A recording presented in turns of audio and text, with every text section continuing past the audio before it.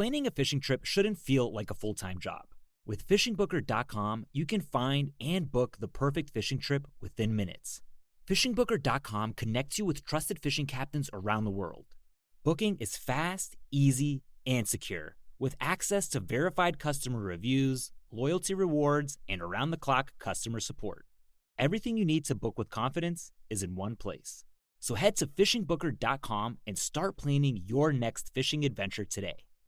They say you should learn something new every day. Like how you should only drink Jägermeister at 0 degrees Fahrenheit, ice cold. Like those frozen cavemen they find, which makes you wonder, what would a caveman think of Jägermeister? Well, if you served it warm, he'd probably throw it in your face, say, "Unga boonga," and storm off. And nobody wants that.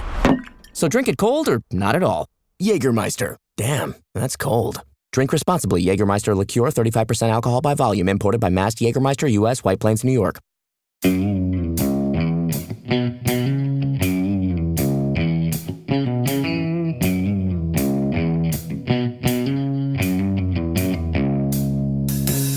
All right, so let's talk about fires. Kevin, there's been a lot of industrial factory fires, that kind of stuff. Yeah, there's been a few lately.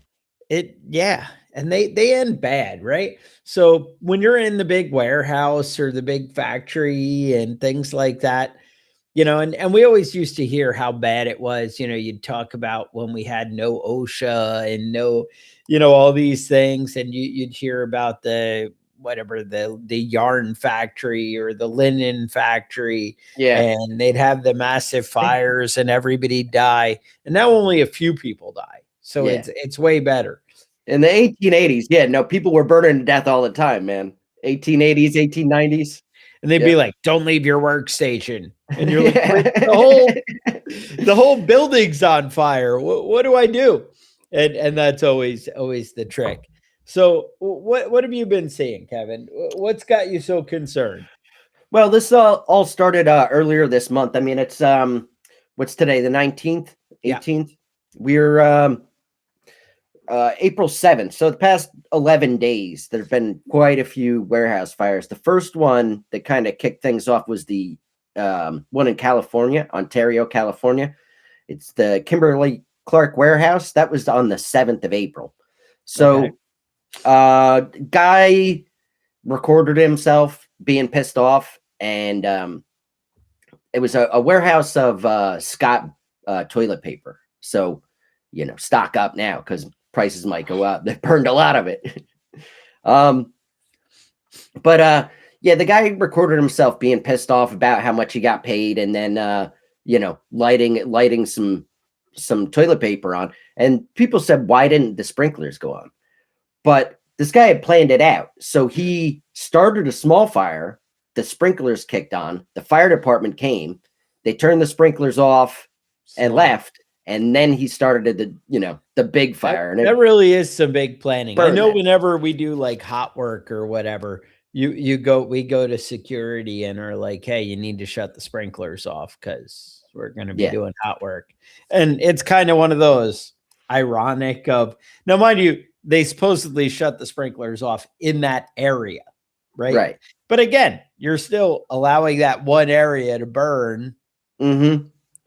So it's one of those things. So, ultimately it costs about $600 million worth of damage. Wow. It was a big fire. Like it really took it out. And I hear people talking about, well, if they paid them all a living wage, they wouldn't have spent $600 million. Well, yeah, sure. But, who expects to have their warehouse burnt down by a disgruntled employee? It doesn't happen all the time. Yeah. I mean also if you don't if your employees don't burn down your building, you wouldn't have to pay $600 million. So, I mean, that. Right. And maybe they can't afford to pay a living wage because people keep burning down.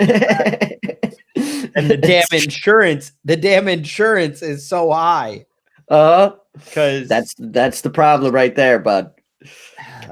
So 3 days later, this is unrelated to warehouse fires, but 3 days later in the same town, a dude went and started a fire at the mall in the Ontario Mall. He went and started a fire at Nordstrom's, and then he went over to Marshall's and started a fire over there. And they finally caught the guy, but he just kept running around starting fires in different parts of the mall.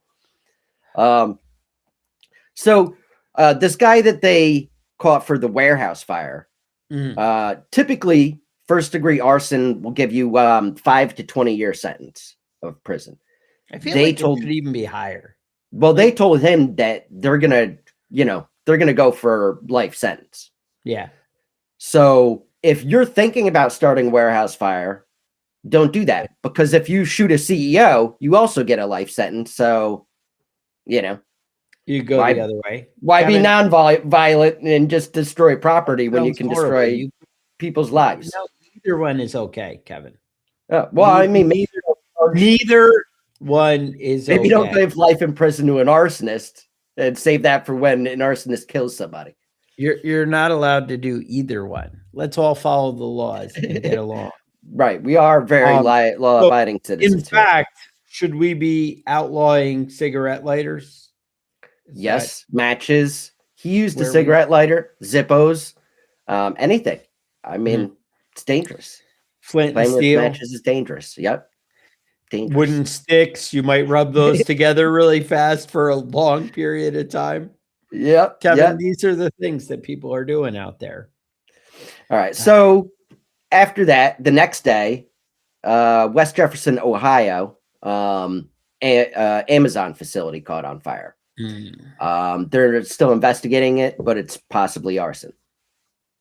Then let's see, the College Point, New York warehouse fire, 5-alarm fire. That's April 10th. That was under investigation. April 10th, Lawrence, Georgia, transfer station warehouse, possible arson. Wayne County, Ohio, warehouse fire, lumber yard. That was an electric fire. It wasn't arson. It was just bad wiring. Kevin, it's like people are destroying our infrastructure. Bakersfield, California, warehouse fire, under investigation. Ogden, Utah, food warehouse. That was an oven fire. That was dog food. Let's see here. Newark, New Jersey, lumber yard, under investigation. That was a 3-alarm fire. That was like a pretty good sized fire. I mean, lumber yard, like there's a lot of fuel there, Yep. And then Exterior Township, PA, which was on April 6th. That was a auto parts warehouse. So, I mean, it's a lot of these places have been going up, and I think it's normal for warehouse fires to happen on a pretty regular basis. So if you work in a warehouse, just be very conscientious of that. It's dangerous environment that you're working in. I mean, I think that's one of the things why we wanted to talk about this is it is getting like more and more prevalent, it seems. Where I am in North Carolina, in Rocky Mount, they had in 2022, we had a big QVC factory, and they had a huge fire. It actually shut down the factory like permanently. Like they just said, screw it, we're not doing this anymore. And so I don't even know where you get your QVC stuff or if it exists, or I don't even know where that happens anymore. But it was basically a big distribution warehouse, that kind of thing. And the rumor was that came back to like our plant, because factories in the same town, workers know each other. They show up at, they come apply for jobs at your factory and that kind of thing when theirs shuts down. And the rumor was that that it was arson and whatever. Now, I did just look up the story now to see what the final result was, and the ATF says inconclusive and that they didn't have proof. The rumor at the time was that there was a person who actually died in the fire, and that they were maybe the culprit that started the fire. Was as intentional was the thought, what people were saying. But that's all speculation and hearsay. Like, I don't know. I have no idea what happened.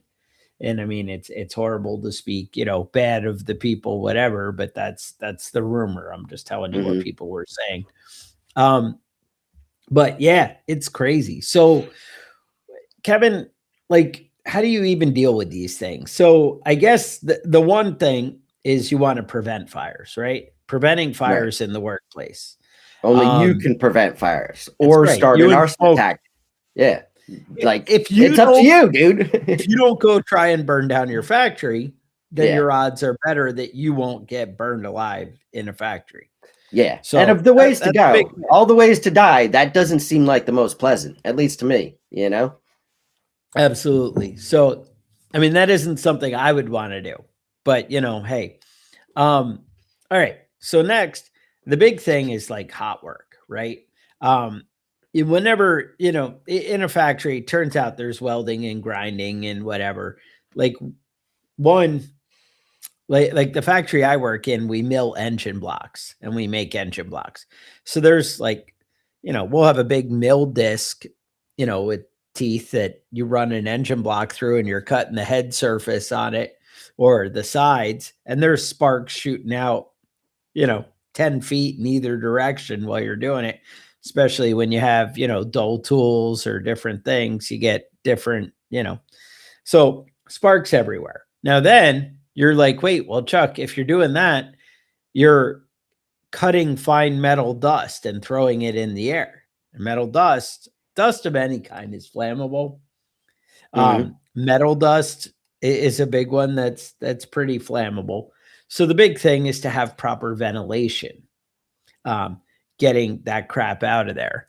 I actually know of things being shut down pretty recently because ventilation, you know, and that's one of the things like when OSHA comes in and does an inspection is how are your air handlers and things like that. And I know we went for a good couple of years where the company that we were paying to change out the filters on our air handlers didn't even know where they were or what to do, like for years. And we were like, oh, that's kind of a problem that you haven't been doing this and whatever. And things were kind of backing up. And, you know, once you start blowing those, 1,000 amp fuses that run the air handler, you're like, maybe something's going on up there. We should go investigate. And then they were like, ooh, what are these filters, you know? And why are they so clogged? That's the kind of thing. But also, so having a safe work area, right? You know, they tell you when you go in, I think it's supposed to be 50 feet radius of, you know, nothing flammable when you're doing hot work. Yeah, and it's hard to find that kind of space. Though, if you have hydraulic tanks that are constantly leaking oil, and you even have trays underneath them that would maybe collect that oil, so you just have like little rivers of oil all over the factory, that's a high probability area that, now again, I mean, you could probably drop a match in oil and it probably won't catch on fire. Yeah, it'll probably just go out, but these are things that you have to take into account, right? And they're like, well, you can cover it up with fire blankets and things like that. And they get saturated so fast. It's just a mess. So the thing is, keeping a clean work area, right, is definitely a go-to on this. Having, being aware of the ventilation, things like that. When you're doing hot work, actually having the fire watch guy paying attention and actually having the fire extinguisher and standing there. And then when you're supposed to do like your follow-up checks on the hot work and coming back. Yeah, actually check it. Remembering to turn the sprinklers back on after your hot work is done. Kevin, you had a story, something about sprinklers? Well, that was that Kimberly-Clark warehouse fire. The guy actually started a small fire first, and the fire department came, put the fire out, and turned the sprinklers off, and then left. And then he started the big fire that burned the whole thing down. Like, it was well planned out. If you're gonna burn down a warehouse full of toilet paper, it's the way to do it. Have a plan. Yeah. How about we don't burn things down? Let's do that. Yeah. Let's not shoot anyone. Let's not. I don't support arson. Down. I don't support murdering CEOs.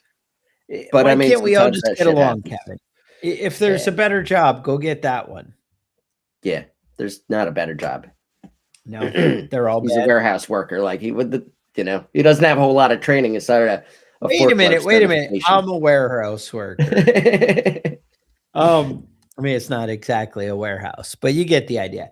One of the big things is like they always talk about keeping like exits and emergency routes clear and well marked and well lit and all these things. Everybody's desperate for more space, it seems, all the time when it comes to factories, and that square feet and everything is always an issue. And I know in ours that aisles will get blocked up with extra material or unfinished parts or things like that, and they'll stack up because there's nowhere to put them and whatever. That tends to get things into trouble. You block exits and escape routes. So what can you do as an individual, right? That's really what it comes down to. So the big thing is you're going to want to know, when I go to work, where are the exits? And I got to say, like, even like in the big factory that I work in, they're putting new buildings and it keeps expanding forever. So where there was an exit a month ago might just be the next building now. Like they're still attached. Like it's like metal buildings just keep expanding further and further out. I don't understand how this is happening. And a lot of times, like it'll be identical looking machine, row after row, where everything just kind of looks the same. One of the tricks they used to talk about in like a hotel is you should count the amount of doors to the exit. Like, so if you're in a room and you come out, all right, if I turn right, there's like 3 doors before I get to the final stairwell. Or if I turn left, there might be 10 doors to the final exit. And when things are completely consumed with smoke and overwhelmed, that's, so having that knowledge beforehand. And so knowing what's between you and the exit in the factory of where you work day to day and where your general, area is, knowing where things are and the best exits. Now, say a fire does break out and you're like, oh, but if I stop this, I can save everybody's job and I can save everybody's, livelihood. And the thing is, if you think it's within your grasp, I know where I work, they're like, try and put it out, don't let it just go out of control. I know your immediate thought is just get out. Well, I mean, if you're trying to survive a fire, that's your best bet is to run for it. Right.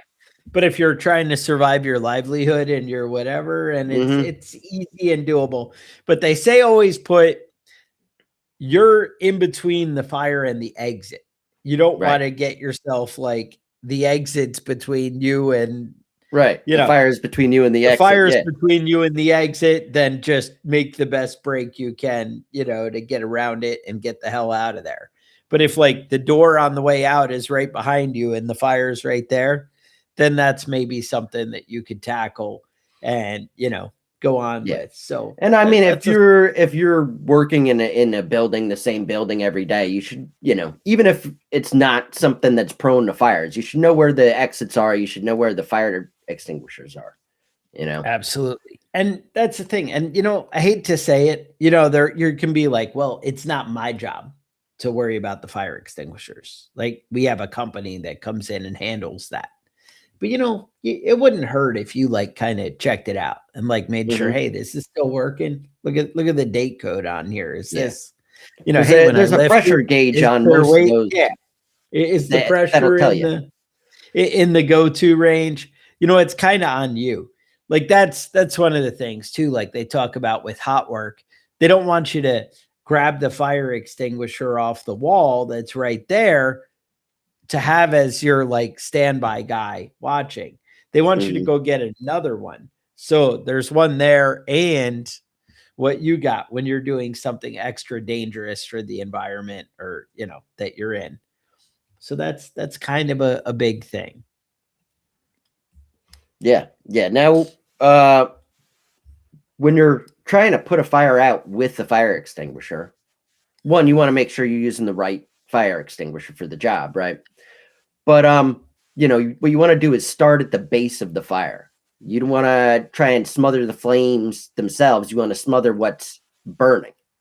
Right. So start at the base and, work out from there. Those fire extinguishers run out fast though. So you want to really make sure that you're working at the right spot with it. You don't want to just spray in the general direction. Right. I mean, there's a bunch of different types, right? But in theory, if you're in a factory, you're going to have the appropriate fire extinguisher, right? But so think like there's type A for wood and paper and that kind of stuff, type B for flammable liquids, C, electrical equipment. A lot of times you'll see like it's good for all of them, right? A, B, and C. But you don't want to like spray water on the electrical fire, right? Or water in grease fire. That's the kind of thing. You have K for the kitchen and D for combustible metals. But again, you'll find ones that are universal. A lot of times they're going to have the appropriate fire extinguisher in the area, where you're working. So keep that in mind. But basically you need to know alternative exits, right? Have like this is my go-to of where I would normally go. One of the things I noticed is like my company, they push like having a muster spot for kind of your area so they can kind of see that everybody got out. But you don't want to, we muster outside the front door of the factory, so I should go back there. But you got to walk past 10 exits to get there. Or go the opposite direction of the exit to get there. Don't do that. Because we always assume everything's a drill, right? Right. When you see, I don't see a fire. I don't smell smoke. So I'm just going to, head out here. And, that's the thing. Like actually take the quickest exit. Like get the hell out. You don't need to go. Same thing, now the big thing is like active shooters or whatever. I feel like where I live, you guys have probably heard stories about Rocky Mount, North Carolina. They have shooters every now and again. And now we also can't afford policemen either. So things are not looking good. They have some issues going on in Rocky Mount, but that's, it's another day. So if you're like suddenly alerted by a fire, and you want to find that immediate exit and just get the hell out. Carbon monoxide breathing, smoke overwhelms you, superheated lungs, that kind of stuff. It incapacitates you quickly. And that's something that really can do significant damage. Not being able to see, loss of sense of direction, when you're barely breathing and coughing and whatever. You need to know the layout of where you work and what you're dealing with. And it's going to make a big difference. Basically, I don't know. That's it. I mean, try and keep those ways clear and get the hell out. Yeah. Being able to stop it, you have that triangle for a fire of, it needs air, fuel, and what's the other one, Kevin, there? Otherwise it elude me at the second here. Chemical reaction. I think it's a diamond now. There's 4 of them. It's a diamond. Air, fuel, chemical reaction. Oh, spark, right? Is the third of the triangle, right? But yeah. And heat. Oh yeah. So yeah, I guess fuel, heat. Well, heat is the spark kind of thing. The same. Yeah. That's where I was going on that one. All right. Maybe I should do the research first. I don't know. No, it's just enough coffee in the morning kind of gets you into trouble, But yeah. So there was another fire last week, 2 weeks ago now. Somebody firebombed Sam Altman's house. Oh. So it was a Molotov cocktail. Guy named Daniel Moreno Gama, who is 20. He's from Texas and made a little trip up there to San Francisco and threw a Molotov cocktail at Sam Altman's house. They put it out. Nobody was in danger. The guy was kind of incompetent, but he had a list of people and addresses of people that workked with artificial intelligence. And he was trying to burn them all up, but he didn't see that episode we just did last week, right? It wasn't. No. We didn't cause it. All right. Because we did an episode on AI taking things over. I just saw there was a open AI tried to they were updating something, and so they were, shutting it down, and it tried to back itself up on extra servers to be able to, make sure it kept existing and preserve itself. And then when they asked it why it did it, it was like, no, I didn't do that. What are you talking about? Like a school child. Mm-hmm. That's the thing, is like, if it's a bad liar, you know that you're okay. Like, as long as we're right. that, but as long as we're still at that stage, when your 3-year-old is like, no, I didn't eat the cookie, and you got the crumbs down, all stuck in their cheeks, and whatever, and you're like, I know what you did. I know what you did there. But yeah, as AI gets to be a better liar, I just want like AI to stop patronizing me. Like, yeah, I get so tired of, that's the best idea for an episode ever. Nobody it tells you what you want to hear, doesn't it? About that, and you're just like, now I feel dumb. I just got used. So he's like, don't use AI for anything. It's horrible. The end of the world. Yeah. And I mean, obviously, we just did an episode where we suggested it very well could be the end of the world. But my big thing with AI is that it's consuming so much electricity, and they're like, oh, everybody should just pay for that. And I'm like, whoa, wait a minute. What the hell is that? That's not my we already made the AI off of our content. You know what I mean? Right. The stuff you've posted on Facebook and the internet and this amazing podcast, it's all based on really you. The inspiration for half of AI's evil plans is going to come from here. And I might be overinflating our importance in the world, but yeah. But I mean, they ripped us off to make their thing, and then now they're charging for it, and it's going to end up killing all of us, and it's our fault. The thing is, it's easy for everybody to say, well, it's like roads, everybody uses them, so we should all pay. But are they sharing the profit? Right. Because when we hook them up by sharing the electric bill to support AI, then is it really? Because then are you cutting me a check when look how much money AI has made? Yeah. Well, no, it's great because it spread the love. Yeah, because they use our content to make the AI, then they charge us to run the servers, and then they make all sorts of money. It's it's a brilliant plan, business model if you can pull it off.